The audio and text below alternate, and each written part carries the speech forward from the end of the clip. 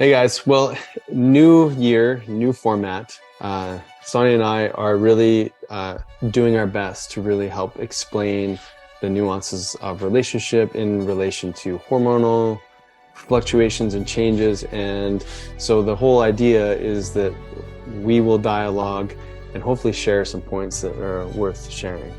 Yeah, for the rest of, I don't know, next several weeks, you'll probably be hearing us chatting about our own experiences with hormones and in our relationship and how it impacts our relationship and how it could support you in understanding your hormones more deeply so that you can show up as the best version of you for yourself, for all your relations. Yeah. And so what did we talk about today? We talked about a lot of things. We Yeah. talked about how I've got it covered when it comes to relationship.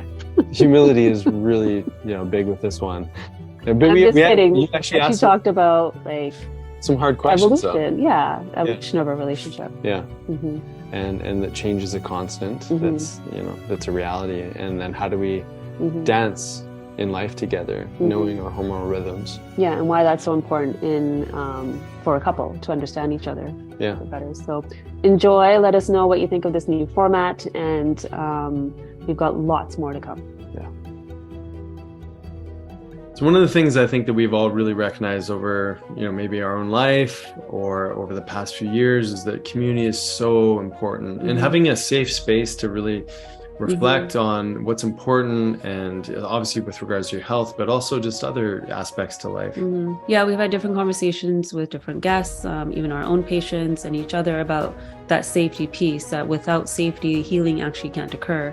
And that this is what we love about some of the groups that we've created, especially our Health Ignited Club, where we come together and create a safe space so that everyone can heal together, grow together, learn together, and really understand what's important as a collective so that we can also work on what's important as an individual.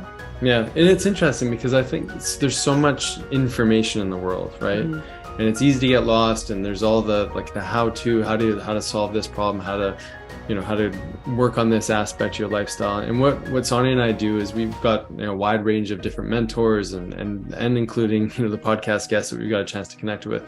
And so we get a chance to filter information, as we all do, down into our own unique parts in a way to articulate that into your unique lifestyle. Mm-hmm. And we found great value in being in mastermind groups and collaboration and learning from other people. And so the whole goal of our Health Ignited Club is to bring all of that wisdom into these communities. Mm-hmm. So we'd love for you to join that community. There's already amazing individuals in there so we can support each other, because really if we become more aligned with ourselves, that's when we're going to make change in our own life and everybody else's. Yeah. So if you find out more, go to drsjensen.com and you can learn more about the Health Ignited Club there.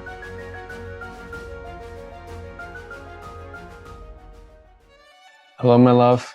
Here we are, the first podcast of the year. Mm-hmm.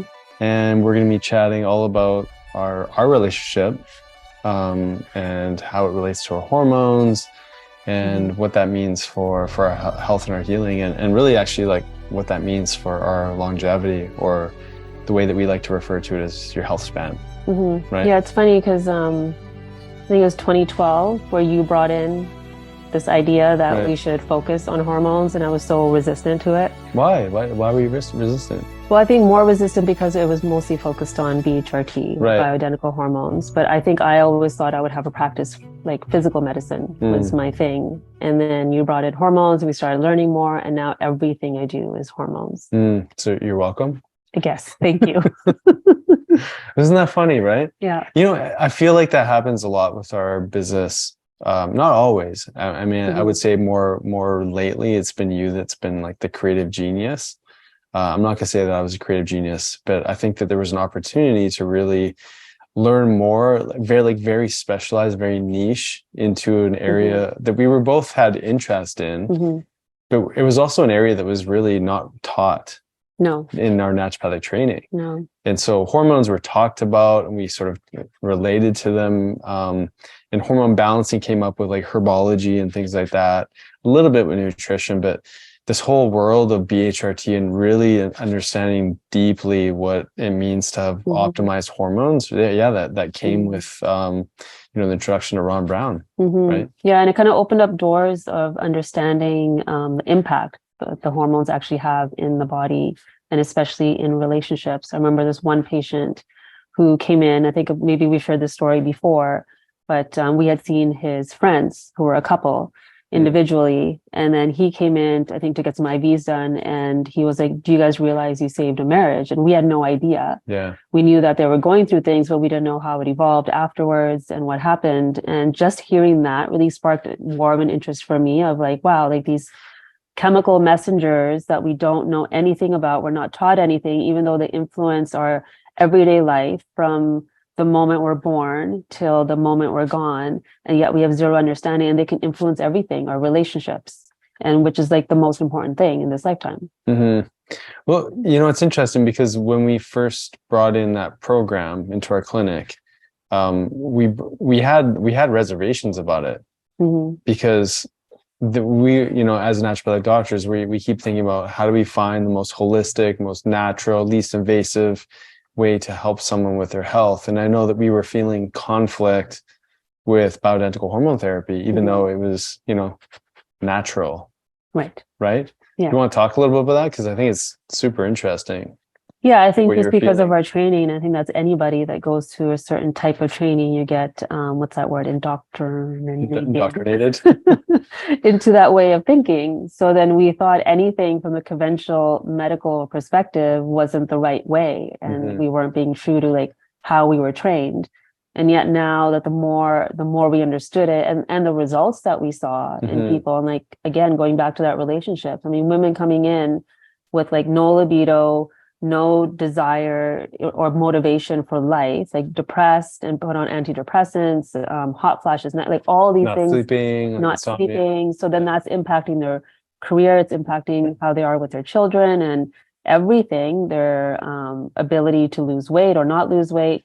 And then when we started to see women completely different, and men too, show up like 3 months later and completely different individuals, that's when I really got to see like the power of bioidentical, and also like knowing that that's not the true answer. Like there's so much more, there's so many nuances, so many layers that we have to also look at, that we now understand even more deeply. Yeah. It's funny though, like thinking back, I remember there was a patient that sort of woke me up to this very linear thinking, because essentially once we saw the results that you're speaking to, like people just having these profound turnarounds in their health and like vitality and just feeling more purposeful in life, you just want, it's kind of like everything's a nail and you've got the hammer. And it took a patient actually saying to me, you're just putting me on hormones. And like I was coming here expecting holistic care. And so isn't it interesting, this sort of full circle experience that we've both had, where we were really hesitant to put our foot into this sort of hormone world with hormone therapy, and then realize the power of it and really dive in a big way and try to get everybody supported in that kind of way, again, when the symptoms were indicated. And then to have a patient actually go, you know what, I was expecting a completely different experience, which, fast forward to where we are now, we're actually really appreciating this dance and nuance, like you said, of hormone optimization, when not to use hormone therapy, detox, lifestyle essentials, fasting, whatever it might be, to really fill out this whole hormonal program. Yeah. And then another layer that showed up for me is like linking the emotions and trauma that we've experienced, any childhood adverse event that we've experienced, and how that actually influences how the hormones are created from the womb all the way up to these points where we start to feel these symptoms. So there's so many nuances, so many layers, and so many connections that we didn't know before that we know today, which I think makes a huge difference in how we're communicating about hormones, and why we feel like now this podcast needs to be more focused on those hormones and that relationship element between a couple and between yourself, so that you can live like a fuller life. I feel like you can't live a fuller life unless you understand yourself. Yeah, it is interesting. I find that, so, when it comes to patients or people that we work with, so many of them know that they don't like how they feel, or there's a Mm-hmm. particular aspect of their health that they're just not liking. They know they probably need to do something about it. And yet there's so much limitation in education, because they may come into the clinic or an experience with us sort of knowing what it is that they don't like and having an idea of how things are supposed to change. And yet to take someone from that point to start to expand them into all the things that it takes really to live your best life as far as, you know, your health and everything else goes.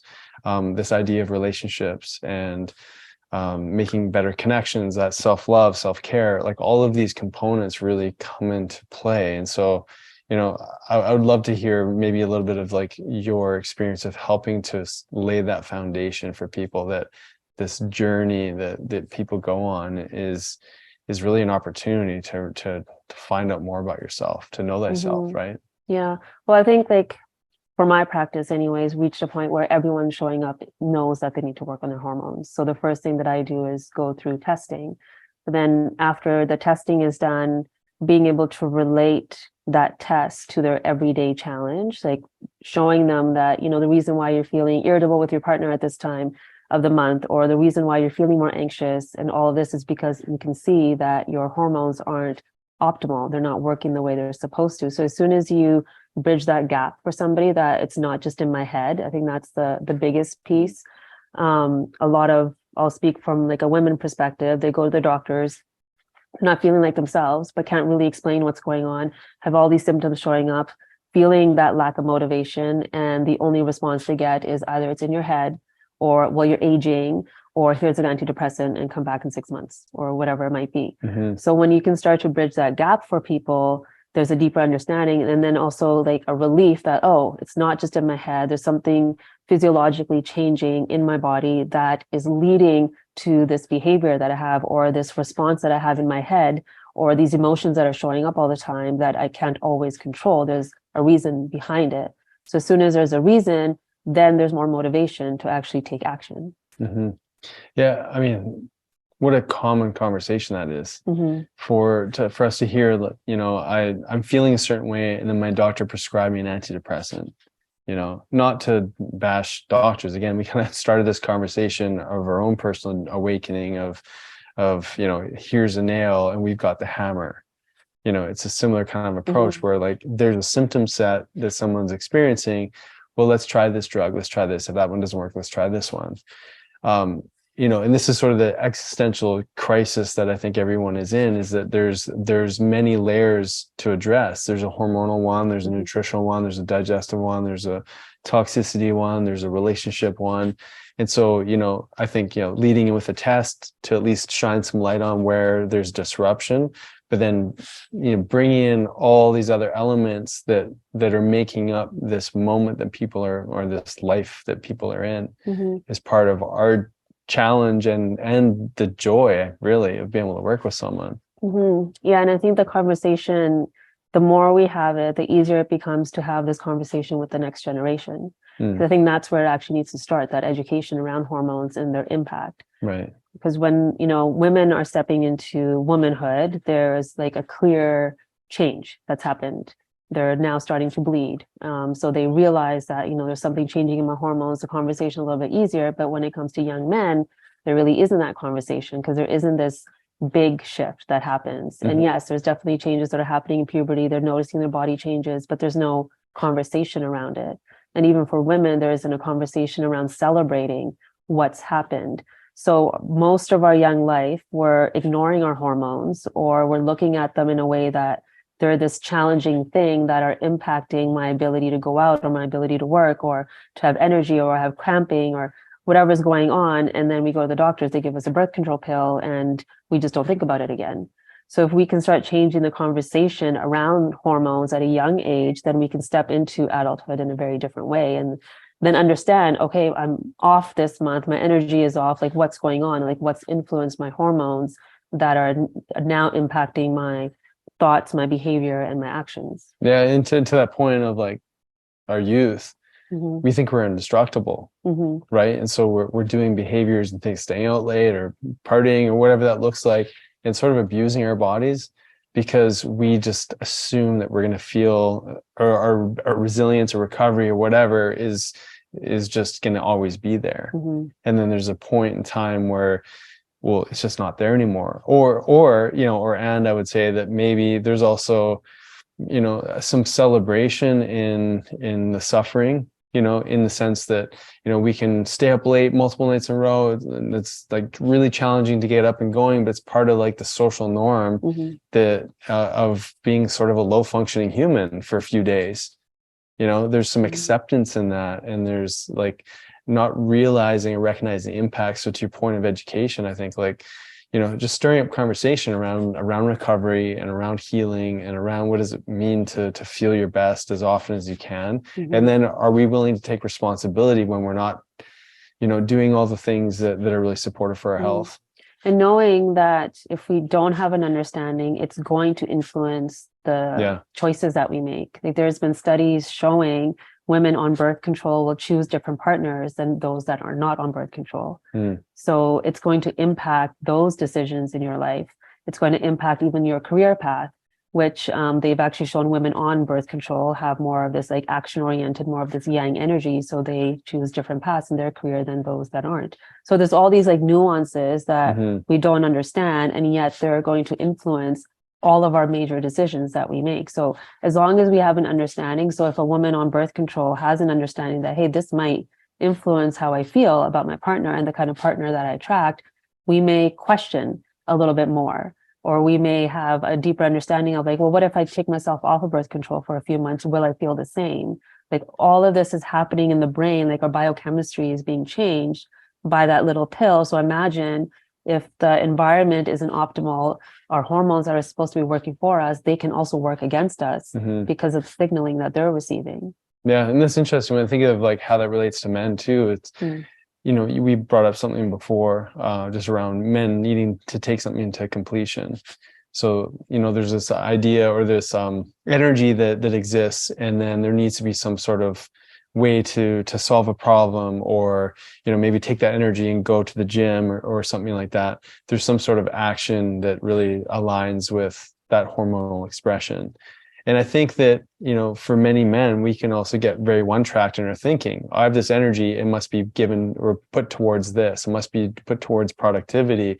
And I think in this idea of very high productivity kind of world, we kind of lose sense of those signals that our body may be giving us. So we may be getting like achy joints, or we may be feeling like we're really slow to recover after a workout, but we keep pushing it because we're in this mindset, we got to take things to completion.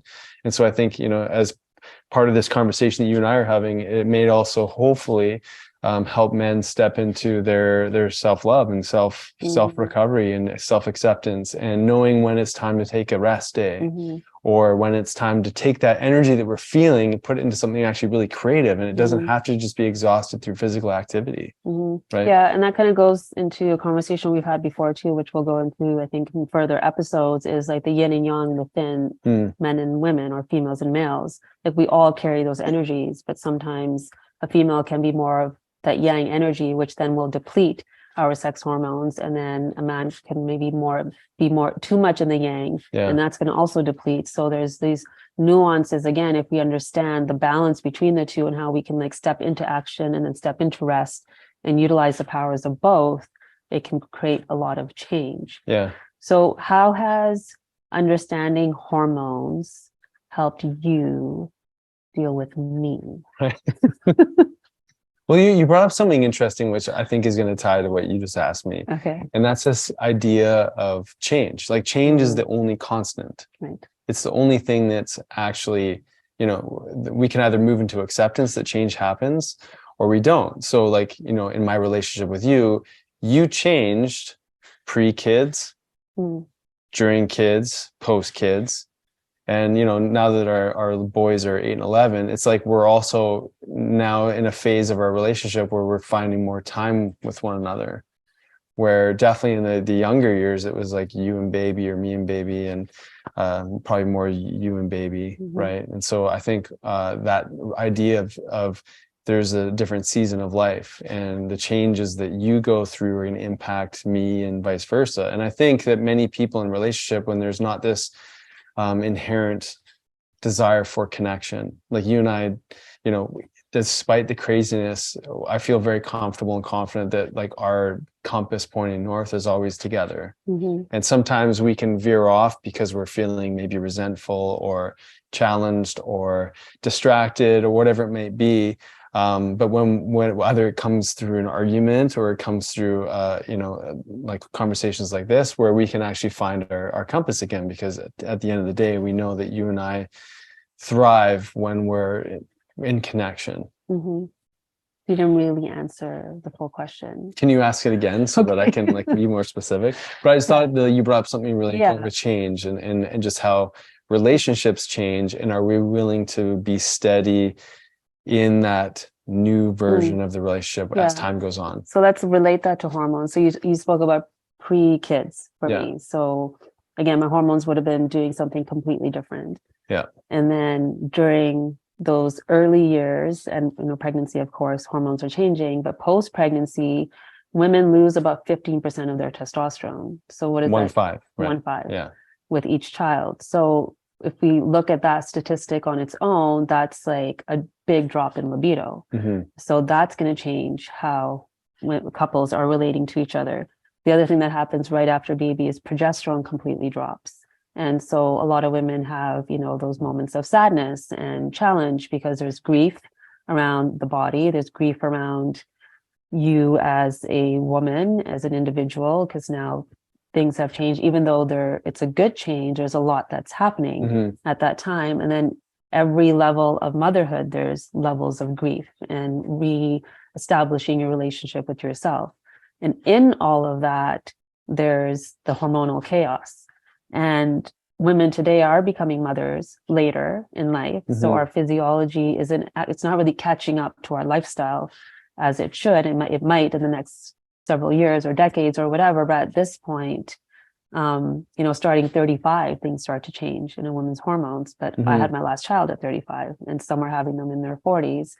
So there's definitely ups and downs and things. So how can a couple then, in those ups and downs, because for men, like we talked about before in one of our videos, there's a 24-hour cycle. So there's almost like this reset that you guys get to do every day, whereas we kind of hover in our different phases and even during our menstrual cycles. So how can a couple then understand each other more and have patience for these changes during those times? Yeah, I don't know if that was your first question, though. No, it wasn't, but evolved into that. So it's part of it, because the question was like, you understanding hormones or having how has that helped you? Because I know there's been times where even though you understand it, there's still like a desire for things to be a certain way. There's still challenge in our relationship. For sure. Well, I think that, on an intellectual level, we can understand that, okay, so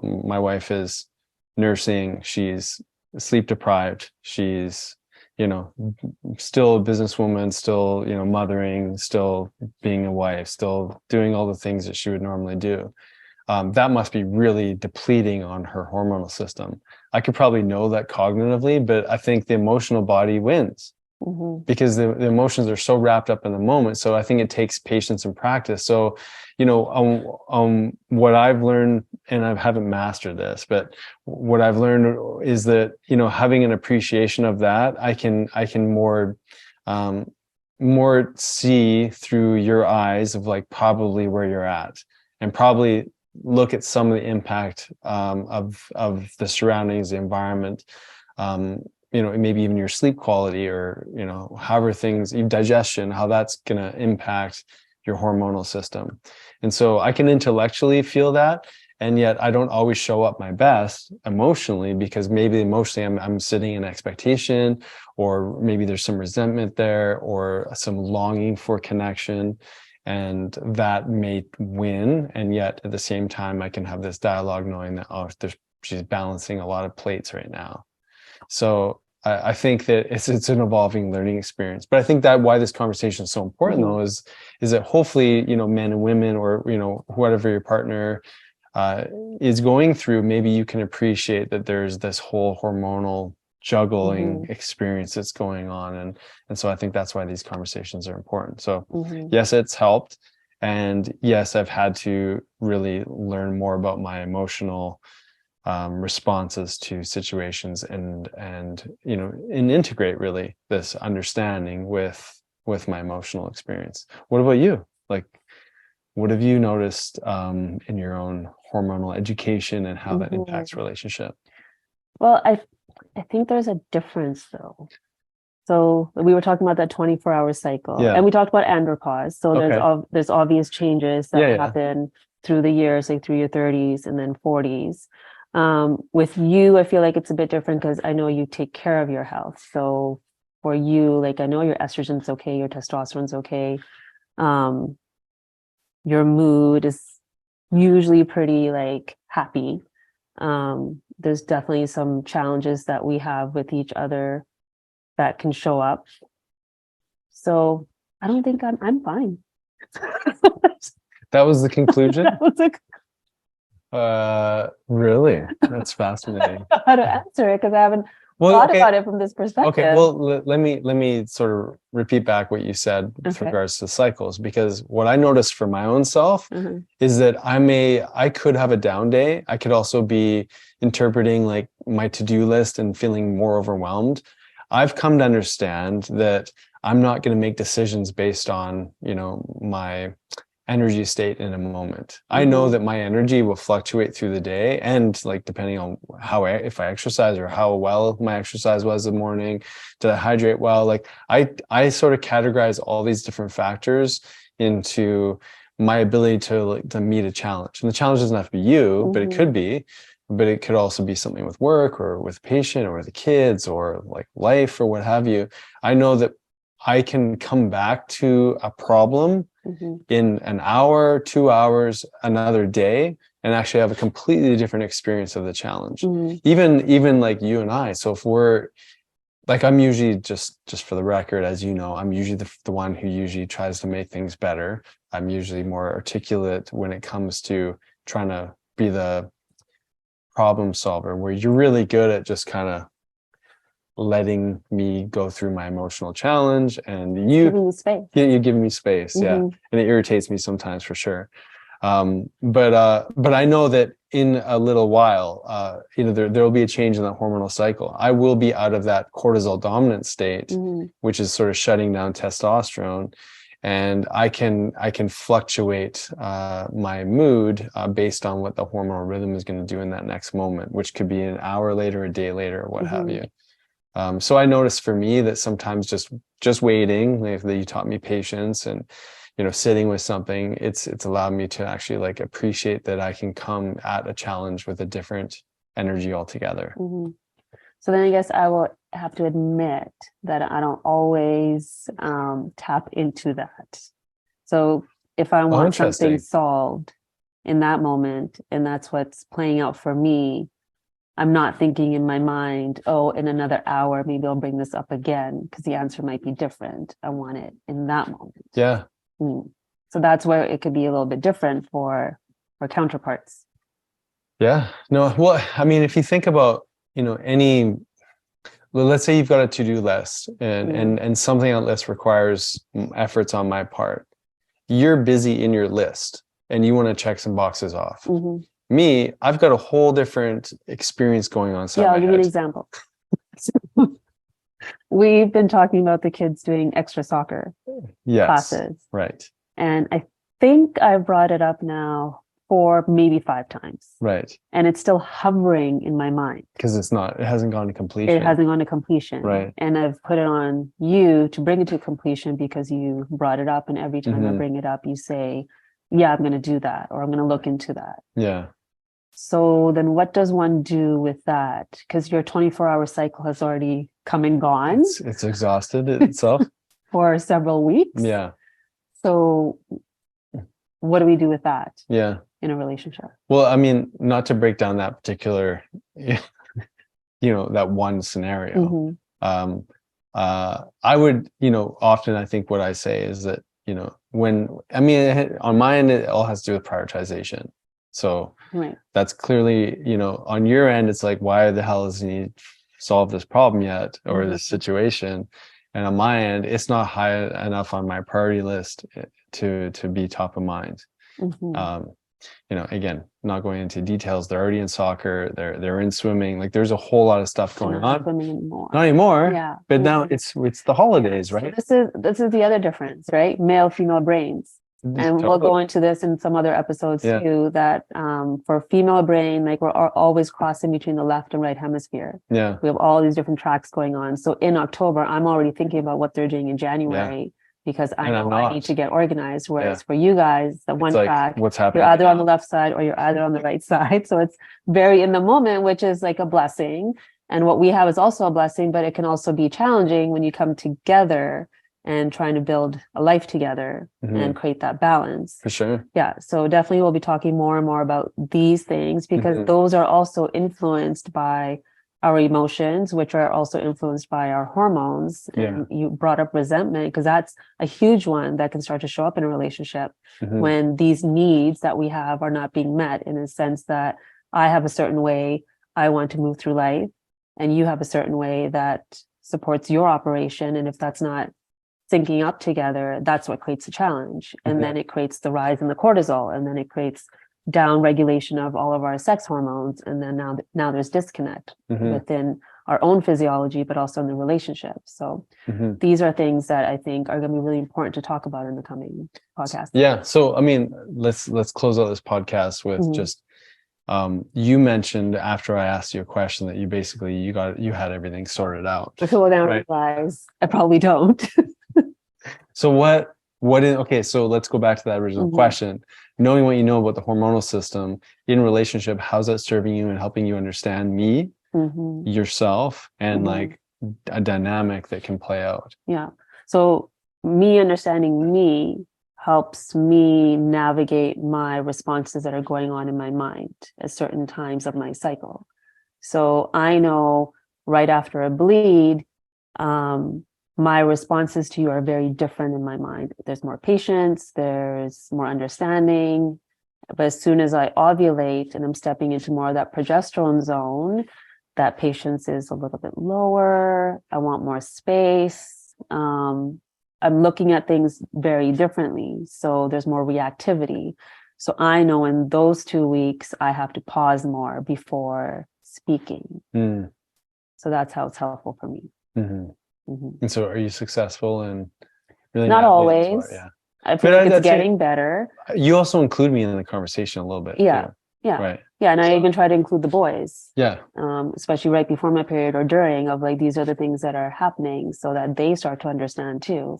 Yeah. Yeah. No, that's beautiful. I mean, the challenge really is, you know, again, we sort of, earlier on, we were talking about education in these younger generations, and obviously anyone who's tuning in, hopefully they also, you know, reflect on their own experiences and just how, like, you know, if there's one constant that's changed, and that things change throughout a month, they can change throughout a day for maybe more frequently for men maybe than women. There's more predictable patterns maybe in women than there is in men. Obviously there can be variation there too, but I think it's interesting to really dial that back to how we're interpreting our own hormonal rhythms within, and then understanding that someone else is also going through their own hormonal rhythm, and then trying to find a way to make peace with both, and then still make an opportunity for connection. That's a dance. It is a dance. Yeah. So just learning how to be in rhythm with that dance.